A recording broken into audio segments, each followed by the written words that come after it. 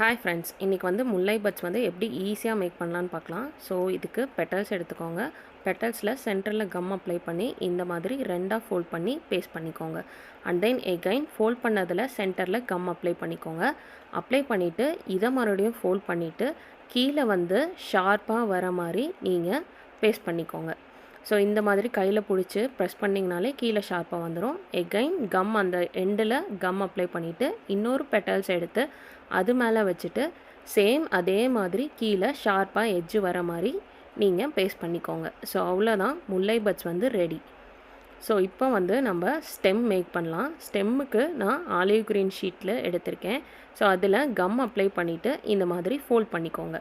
Fold பண்ணிங்க அப்படின்னா உங்களுக்கு ஸ்டெம் மாதிரியே வந்துடும். ஸோ இந்த ஸ்டெம்மை நம்ம பட்ஸ் எடுத்துகிட்டு அந்த பட்ஸோட பின்னாடி இருக்கிற பார்ட்டில் கம் அப்ளை பண்ணிவிட்டு நம்ம வந்து ஸ்டெம்மை வந்து பேஸ்ட் பண்ணிக்கலாம். ஸோ இதுக்கு வந்து க்ளூகன் வந்து உங்களுக்கு சீக்கிரமாக ட்ரை ஆயிரும். V7000 பார்த்திங்கன்னா கொஞ்சம் லேட்டாக ட்ரை ஆகும். இவ்வளோ தான் டிஃப்ரென்ஸ். ஸோ இந்த மாதிரி யூஸ்ஃபுல் வீடியோஸ்க்கு நம்ம பேஜை ஃபாலோ பண்ணிக்கோங்க. நம்ம யூடியூப் சேனலையும் சப்ஸ்கிரைப் பண்ணிக்கோங்க.